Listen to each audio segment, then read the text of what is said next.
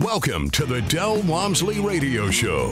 Listen and grow as Del questions the status quo, encourages you to think differently, and empowers you to make a better life. Get ready as Del challenges core beliefs, seeks the truth, and reveals the roadmap to the lifestyle you really want. And now your host, multi-millionaire, national award-winning investor, CEO and founder of Lifestyles Unlimited, Del Walmsley. Welcome to the Del Walmsley Radio Show, where the hype ends and the help begins. I'm your host, Del Walmsley, and as always, we're working on your financial freedom. My friends, I want to propose a proposition to you today that it's not what you make that makes a difference in your life, not how much you make financially. It's what you do with what you make that makes a difference. And I'm going to share with you this little article somebody sent me, which started me thinking about all this. It says, our analysis team at Pagati.com calculated how many years of work are required to make $1 million in 102 countries worldwide while earning an average wage. Average wage, there you go. Here's what we found. American workers need 19 years and 10 months to earn $1 million. 19 years and 10 months. Ranks the United States in fourth place overall. 8 years faster than Canada, 5 years slower than Switzerland. Think about this. Oh, by the way, earning $1 million will require 500 years of work in Nigeria, Uganda, Egypt, and Pakistan, which I thought was also interesting. So Americans in basically 20 years will make $1 million. So if everybody makes $1 million, where is that $1 million? The average income per person is like $45,000, $50,000 a year in America. That's the average income. So you ask yourself, where is all of that $1 million going? And if you could save some portion of that $1 million, then where would you be? But even one step ahead or forward or beyond, I guess beyond's the best word for that, beyond that statement is, what if you invested that money? Well, there you go. This is what the real secret is that I've been trying to get out for 33 years. Most people, even if they save, even if they have a good job and make more than the average income, because this is the average person takes 20 years. If the average person makes $50,000 a year and they get there in 20 years, what does it take someone else that makes much, much more? In fact, let's do that math real quick. That's an interesting point. See if we can pull that up quick enough to make that not uninteresting on the radio, if we can keep talking while we do that. So let's take $1 million, right? And let's say that you make $200,000 a year. 200, 1, 2. That would be 5 years to make $1 million. So, I mean, that's really a very short period of time to make $1 million. So why are people not retired? Why are people not rich? And it all comes down to what you're doing with that money. And everybody has this belief, this argument that they're living at the bare existence of what they could live, when it's not true. 90% of the people I know, there's some people that are starving out there, but 90% of the people I've met, even, family members, when we go to family reunions and stuff like that, they're just, the word is devastated. Their life is just a ruin. It's a life of quiet desperation, as I always call it. They're just barely getting by. Spending the money that they make, every paycheck they make it, paycheck to paycheck. So, well, Del, isn't that what you have to do? We barely have what we want. No, you barely have what you want because you spend way more than you should. Now, if you could start saving, and, this is hundreds of years of people's history talking about this. In fact, I have somebody sent me an email about this. I'll share it later. Is that this has been around for hundreds of years, that people have talked about savings, and they talk about saving 10%. That's because that came out of The Richest Man in Babylon, I guess. Well, wherever it started. this 10% savings. And the point I made 30 years ago when I first started teaching this to people was, look, think about yourself as a kid. You, or even adult, let's talk about it two different ways. I'm sorry, I had two thoughts at the same time. The first one is, as a kid, you make no money at all, you live off your parents, all of a sudden you get a job. What do you do with all the money? You didn't have money the day before. Now you've got money, and yet you spend it all. What if you just started taking that money, or half of that money that you made, that you never had before, and saved it and invested it? I found that if you take a portion of what you earn and you invest it every single month and then eventually every single year, how do you do that? Well, you put the money in a savings account every single month, and when you get enough money, you buy another rent house. And if you do that, I did it 2.5 years later. I retired and was a millionaire within that period of time, or sometime thereabouts right after. I don't remember exactly. But that's how you do it. When you make a little bit more, you just don't spend that extra little bit more, right? The second way to look at it is this. What if the government came in and said, we're going to tax you an additional 10%. Taxes just went up. You would pay it, and you would survive. There's no doubt. You would survive, and you would pay that extra 10%. And my point to you is, if the government can do that to you and take away the 10% and you still survive, why can't you take the 10% away from yourself? So you're making this money and you're striving to work harder to make more money, to put more money in the politicians' pockets and their friends' pockets, because you know that's what's happening with it. And yet you won't right now stop taking that 10% and save it and invest it for yourself, so that someday you could be wealthy and successful and financially secure. Even, you get to the point where you're financially secure enough that even if the government messes with you, you can still survive. Quality of lifestyle, right? I have financial success because I watch my financial investments. I watch what I do financially instead of just letting it happen. So here's a interesting little email that came to me, and the guy's responding to being a member, just signing up, and what he's run into in the past and what we need to help him get over.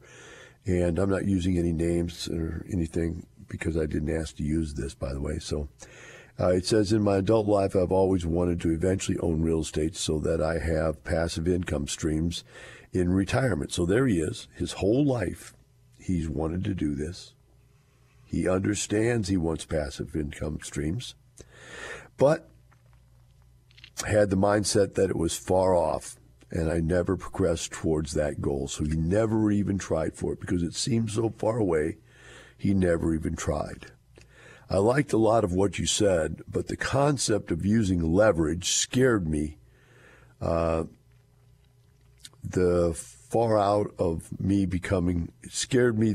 the tar out of me, because I worked for a restaurant management company that had to file Chapter 11, a restaurant management company.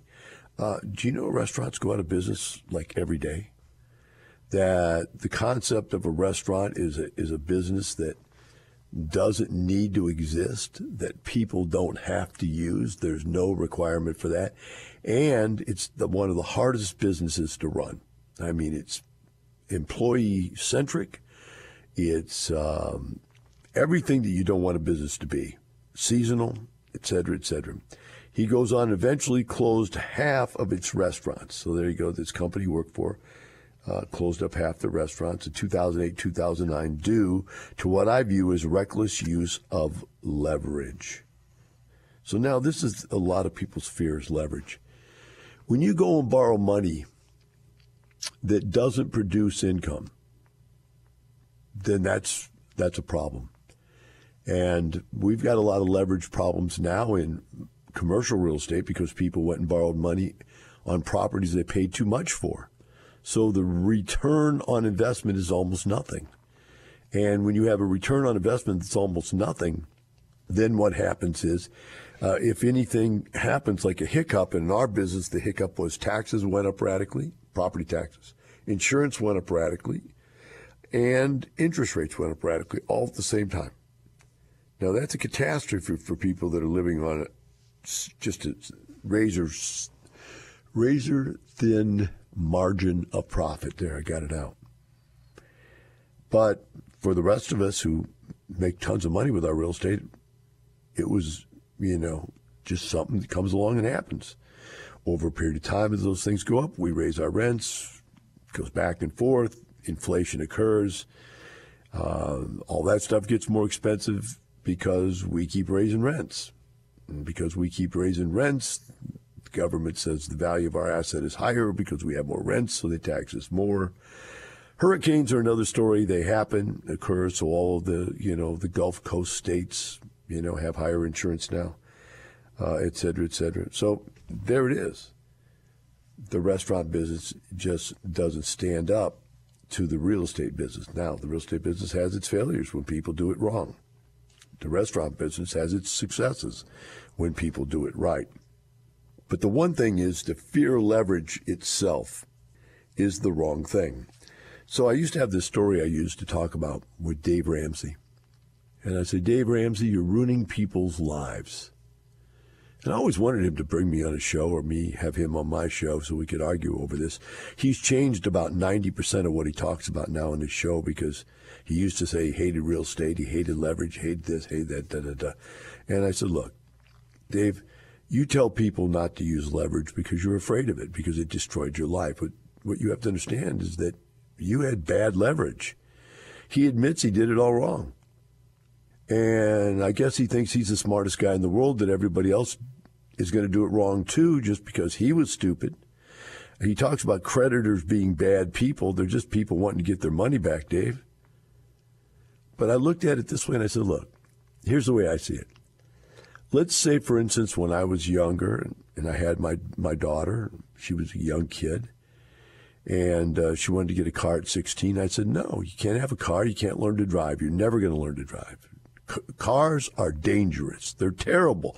I've had multiple car accidents, and I just don't want you to go through that in your life. So no car. You're going to ride a bike the rest of your life. Well, that's basically what Dave Ramsey's saying to people. You're an idiot. I'm an idiot. We haven't figured out how to use leverage like successful, functional people do. And because we're too dumb to figure it out, we just got to not use leverage. We'll just ride a bike. We'll pay cash for everything. And that was his message for years. He's changed it a little bit now. But I'm just telling you, if I hadn't pounded him into the dirt, he wouldn't have changed his message. And the reality is that you can't fear leverage. If you want to be wealthy, you're going to have to embrace leverage. But can leverage take you down? Yeah. You need to fear stupidity is what you need to fear. We'll take a short break. We'll be right back with the Del Walmsley Radio Show.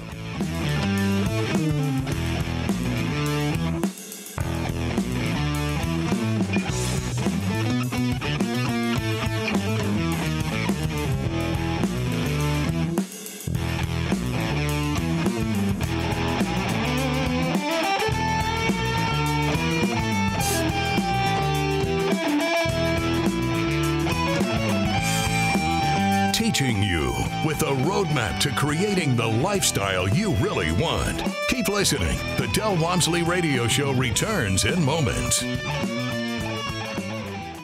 When you look at the effects of what happened in 2008 and you compare it to what we are hopefully coming out of right now, real estate has definitely shown its resiliency. It has provided for people not only a place to live, but a place to work, a place to raise their children, a place to teach their children, a place to prepare all of their meals. And that's really where the rubber meets the road, is that there are two things that people have to have, and they strive very hard to have them, and that's a roof over their head and food on the table. And if you are investing in something related to either of those two things, you are going to have a winning strategy. And in addition to that, you're providing something of value to the people around you, and creating a win-win situation while creating wealth and passive income for yourself is the best life you can get. Real estate is resilient. You should have real estate in your portfolio. Join us for the next live online free workshop. Register at lifestylesunlimitedworkshop.com. You're hearing the Del Walmsley Radio Show. Want more life-changing knowledge? Access our podcast and listen on demand at lifestylesunlimited.com under the radio tab. Now your host, Del Walmsley. Welcome back to the Del Walmsley Radio Show. Before we went to break, we were reading an email from a guy who was afraid to invest. Although he's wanted to invest, he understood that investing would be the possible way for him to get where he wants to be financially. He was just afraid, and he was afraid of leverage. So I'm going to finish the rest of the email because he kind of takes an about face in here, and I want to see if it may help you in thinking this through a little bit also. He says, I have mulled over this for the past year and have come to the realization that one of the big differences between my experience in 2008 and 9 and what you advocated for is that you leverage to invest in assets that are necessities of life. There you go. He's got it. That people still need during hard times, whereas eating out at a restaurant is really a luxury that people tend to reduce or cut out entirely during tough times. Probably the second time I listened to your show, you were talking about the book Richest Man in Babylon and the principle of having your money work for you. This caught my attention because my grandfather, who grew up in the Great Depression, gave me a copy of this book when I was 11 and advised me to study it and apply its principles in my life. I've read it multiple times in the years since, and my wife and I are finally ready to put it to work. Well, there you go, guys. Let's just start with The Richest Man in Babylon. If you haven't read that book, you need to read it. It's been on my reading list for 33 years. I've read it many, many times. I raised my kids on it. All 4 of our kids have read that book. We read it as family together. We made to discuss each and every chapter about what was important about it. And what it does, it breaks down financial principles of life in parables, which are really easy stories where they make a point out of a story, which, like the Bible, it's all parables. And it's not like the Bible in that it's religious in any way. It's just easy reading. But the points are very, very powerful.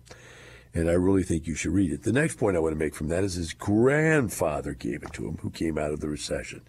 These principles haven't changed for hundreds of years. They're the same. There's a difference between an opinion, a theory, and a principle. You will beat yourself to death trying to go against true life's principles. You can try to say they're wrong and try to go against them over and over and over again, but the principles always come back and win. There's an old story about a ship, and I'm making all this up now, so if the story sounds a little different from what you've heard it, but the bottom line is there was a big giant ship, naval ship, destroyer, and it was cruising along in the night one time, and one of the mates came up to the admiral. He said, "Admiral, sir, there's a light over here in front of us." And he said, "Well, signal for that ship or boat to move away from us to the left, whatever." And they have names for it like port and, stern and all that stuff, whatever it is. They're using all these technical terms. I don't know. But they say, move aside. Move aside. And the light flashed back, "No, you move aside." And so they were using, these flashing lights to do SOS or whatever, not SOS, but that type of signal response. And so the captain goes, or it was an admiral, says, "Report back. This is the USS, military. I will kill you, giant ship. And if you don't move, we're going to blow you out of the water." And he said, "You move." And the other light signaled back, "I'm a lighthouse. If you don't move, you're going to run ashore." So the bottom line is you can be as tough as you want and say, "I'm not going to believe these principles in life, and I'm not going to stick by them. There's a new way you can make money. There's online gambling is what it basically is. You can get this currency and these bitcoins and this and that," and come up with all this stuff, guys. All this stuff that you think is going to be different. The world has changed. The world hasn't changed a bit. You got greedy people, and you've got regular people, and you got smart people. Regular people are on the treadmill every day or in the sitting in their cubicle, living a life of quiet desperation. The greedy people are out there taking money any way they can take it, fast and furious. Unfortunately, what goes up fast must come down fast. And the principle of life is if you continue to injure other people, you're eventually going to pay the price. Live by the sword, die by the sword. I learned that when I was a young kid, man. If you're going to go out there and live by hacking away at the world's going to hack away back at you. And then there's the smart people. Those people learn the principles of life.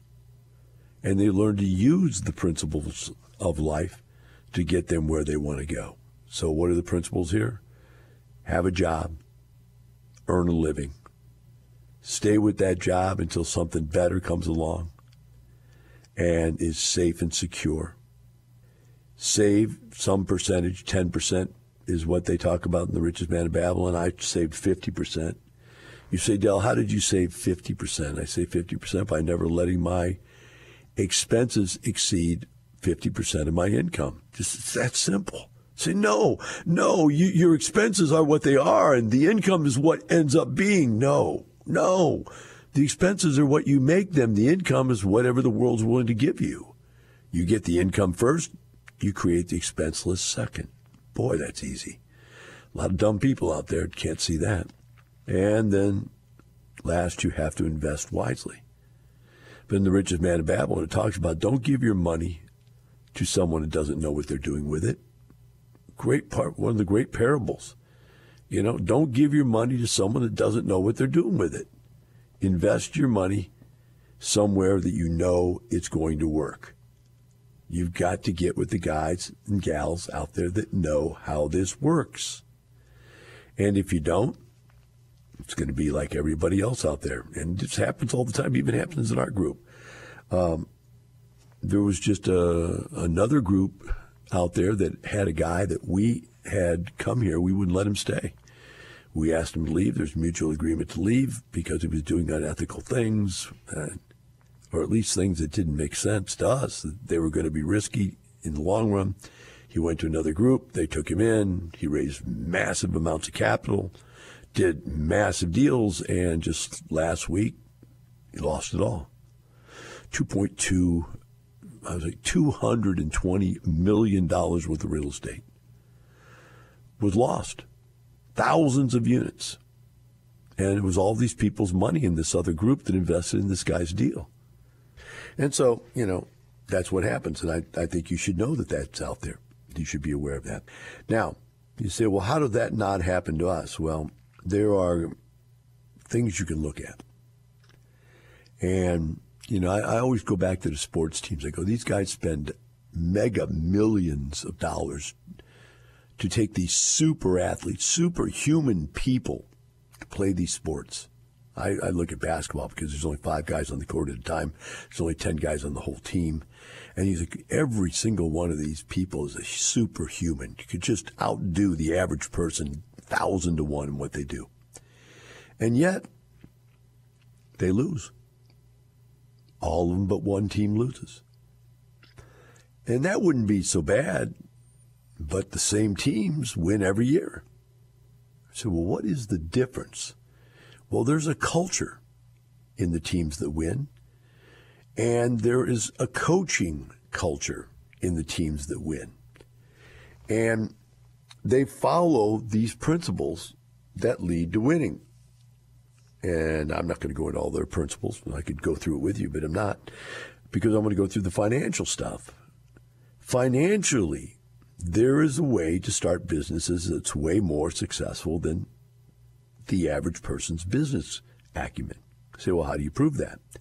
Well, the fact that I retired in 2.5 years and that hundreds, I think it's thousands of people now have retired out of Lifestyles Unlimited over the 33 years we've been in business. But even more important than that is you have to think about this. Winners compared to losers compared to the average. 3 different kinds of people. Losers, average, winners. Okay? Winners mean that they figured it out, how to be the best, how to do it better than anybody else. Well, in 2006, I won the Houston Apartment Association Real Estate Investor of the Year Award. Best investor, IRO, independent owner, investor in Houston. I went on in 2007 to win the National Apartment Association Investor of the Year, 2007. And we have strived to teach people to be good enough to win that award. Now, to win that award, you have to understand you have to win a local award like the Houston Apartment Association or the Dallas Apartment Association or the San Antonio Apartment Association or any of them all over the country. And then you go to the state competition, then you go to the national. Now, you can skip around. You can't skip right to the national. I went from the local to the national and won it. But the bottom line is that there are 44,000 independent real estate owners a part of the National Apartment Association. Now, these are not all the big apartment complex companies. These are owners like you and me. And they have a separate award for individuals, IRO, independent real estate owners. That's what it's called. 44,000 people. And one of our Lifestyles members has won that award each and every year for 16 years in a row. Now think about that. A Lifestyles member has been the number one investor for 16 years in a row. Now, probably number 2, number 3, number 8, number 10, number 15 were also Lifestyles members because they're all doing the same thing. They're all following the same principles that work. And so the top 10 people are Lifestyles members because they're just so much better than everybody else. These are the pros. And then there's everybody else. And so every year they're faced with, well, which Lifestyles member is it? Now, they don't know they're Lifestyles members, by the way, when they pick them. They're just people, you know. But every year we've got 3 or 4 or 5 guys in the running. And every year one of those 3, 4, 5 guys wins. And everybody else is just all that. You don't see these other people. Now, there's a guy that's been out of the business for a while. He decided to get back in and start doing it again. He put out a press release the other day that he's going to start again. He made the claim that he was the first guy ever, and by the way, he was a Lifestyles member when he did this, to win both the Houston, the Texas, and the National Apartment Association. He did it the year after I did it, but he says he's the first guy that ever did it. Well, the only thing he did different than I did was after I won the Houston, I went right to the National. I didn't go back to do the Texas. He won the Houston, won the National, then figured it was important to go back and win the Texas one the year after, right? So basically, he did it after I did it, but he's claiming he's the first guy that ever did it, okay? That's fine. Another guy sent me an email the other day and said, well, you realize there's 3 of us that have actually won all 3 of those awards out of Houston. And it was interesting because he named off 3 people, himself included in one of them, and then I realized, wait, this isn't all the people who have done this. We went back and looked it up. There's 7 Lifestyles members that have won both the Houston Apartment Association, the National Apartment Association, or the Texas Apartment Association, and the National Apartment Association, and or some other combination of the 3. 7 people in 16 years won it all. Think about that when you make a decision where you want to trust your financial future. Have a great day. And remember, it's not the money, it's the lifestyle. The information and opinions you hear on the Del Walmsley radio show are those of the host, Del Walmsley, his guests, and his callers. The Del Walmsley show is for entertainment purposes only. Please consult a professional regarding your personal investment needs. Nothing presented on the Del Walmsley show constitutes an endorsement, recommendation, offer, or solicitation to buy or sell any product or security.